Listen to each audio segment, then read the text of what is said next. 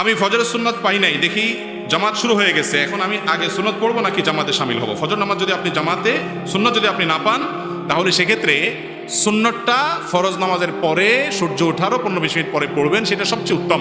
তবে ফজরের জামাত চলাকালীন সময়ে যদি আপনি দ্বিতীয় রাকাত পাওয়ার সম্ভাবনা থাকে, তাহলে সেক্ষেত্রে হানাফি মাযহাব অনুযায়ী আপনি সুন্নত পড়ে শামিল হতে পারেন। সেক্ষেত্রেও মসজিদে যেখানে জামাত হচ্ছে একেবারে ঠিক ওখানে কাতারের আশেপাশে দাঁড়াদাঁড়ি করা এটা অনুচিত, কারণ সেটা জামাতের শানের সাথে যায় না।